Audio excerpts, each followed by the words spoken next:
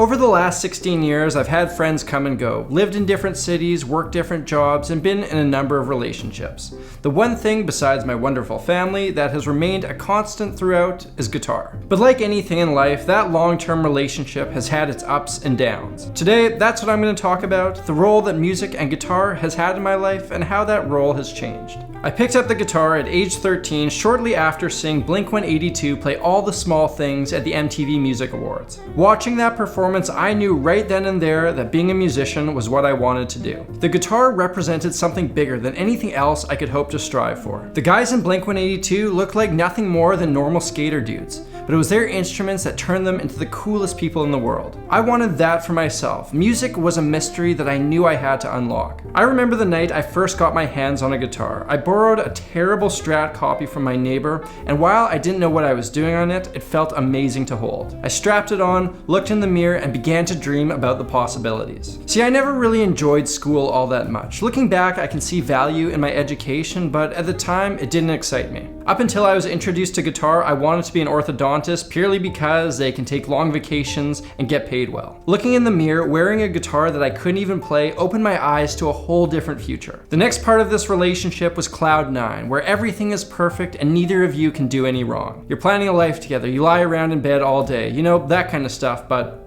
with guitar. Over the next few years, my life would revolve around the instrument. I would practice as much as I could. Every time I uncovered something, it would lead to a whole new world of excitement. I'd read guitar magazines, rock biographies, any chance I get, I'd have my headphones in, listening to my favorite albums. Through this obsession, I quickly became the best guitar player of all my friends, and as such, a lot of my self-esteem was tied into the instrument. Before long, I needed to make some serious decisions about my relationship with music. I spent a long time fantasizing about the future, but if I wanted to make these dreams reality, I needed to develop goals. I knew it wouldn't be easy, but it became clear to me that I needed to figure out a way to make guitar my career. And I think anyone who's made their passion their career will tell you that the dynamic changes. Before, my relationship with music was all fun and rainbows, but now it would become a more rocky one. I decided that the clearest path to success was to get a degree in music, a decision that worked for me, but I wouldn't necessarily recommend to everyone. My mental headspace was drastically altered because I was now surrounded by musicians who were as good as me, if not significantly better. There was part of me that was excited by this, but it also took a fair bit of time for my ego to adjust. It was during my studies when I became fairly disillusioned with a career in music. I started to see the music industry for what it really is and how hard a career in music can be. There's a massive supply of incredibly talented musicians competing for a tiny slice of pie.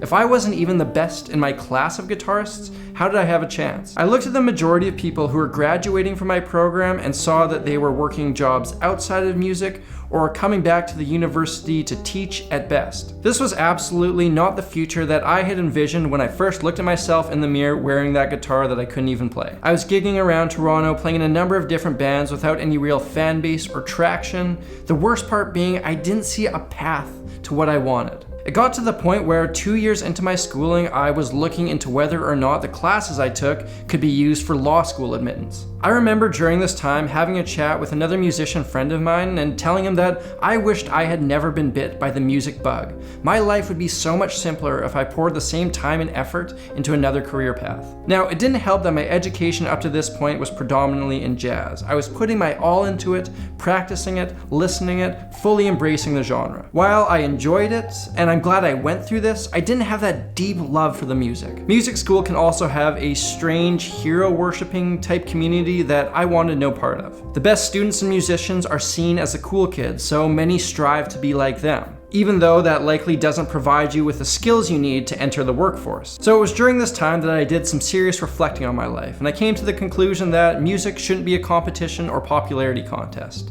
You don't need to be the best musician in the world to be successful. You need to find your own voice. And when I was seriously considering going and becoming a lawyer, I thought to myself, well, what would be the benefits?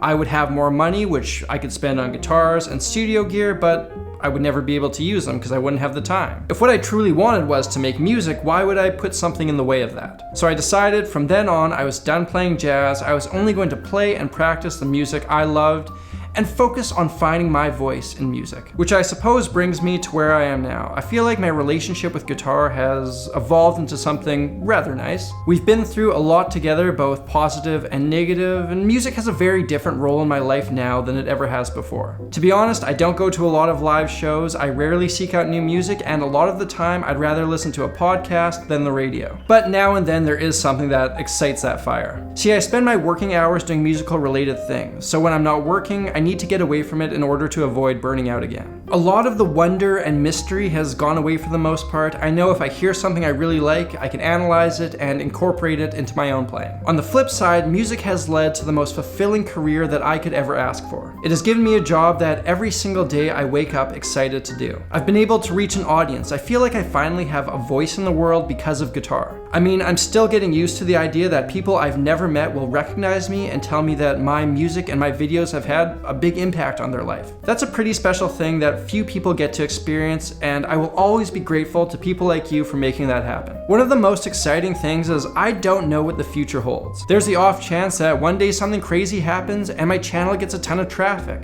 Or maybe YouTube dries up. Either way, the trajectory of my life would totally change. One thing I do know, whatever direction life takes me, my guitar will be riding shotgun. Or maybe music is driving and I'm along for the ride. Either way, to wrap things up, why don't you tell me about your relationship with music down there in the comments? Are you simply a fan, a musician yourself, an aspiring professional, retired? Let me know. Thank you all so much for watching. These videos are made possible by the people who support my channel through Patreon. I offer early access to videos, tabs, MP3s, as well as a bunch of other things. If you're interested in becoming a patron, head over to www.patreon.com/samuraiguitarist. Thank you all again. If you're new here, make sure you hit subscribe. I'm Samurai Guitarist, and I will see you again next time.